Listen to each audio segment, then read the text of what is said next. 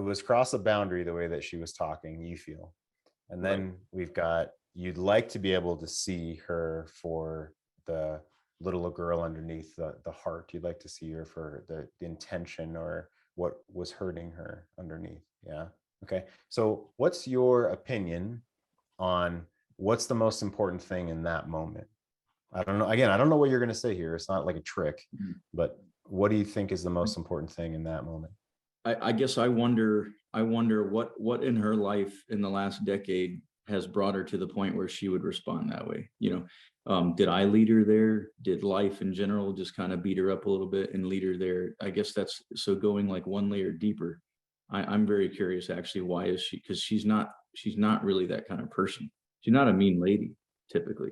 So the fact that she is being, kind of intense and vicious that way, it makes me wonder, what is it? What is the root of that? Why is she responding like that? Okay, so we have, that's a third thing, your own curiosity about why she's come. Okay, so cool. But back to that moment, what do you think is the most important thing in that moment? And again, I'm not sure what you're going to say. I want to flesh out your values here. In that moment, crossing a boundary, what's hurting her, or how she was, why she was upset. The history stuff we're going to put on the side for a second. But Oh, what do you gotcha. think was most important in that moment? I guess I probably I needed to be the calm force that could come into that situation and simmer it down. That would have been most important. If I could go back without reacting the way I did, I'd rather bring a calm effect to that situation. So cool. How would you expect to do that? How would you want to do that?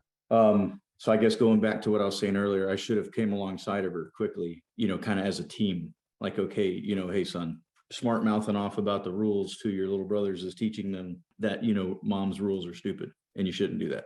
Then later on in private, I could say, hey, the way you were snapping off, it's not appropriate. So, but Gotcha. in the Okay, moment, cool. Yeah, I was wondering when you might address that potentially, right? So, okay, yeah, cool. Do you think she'd be like, "Oh, thank you for telling me. Thank you for telling me that snapping's not appropriate. I love you." That's not. right, yeah. It in private, she might take it better than telling her in front of all the kids.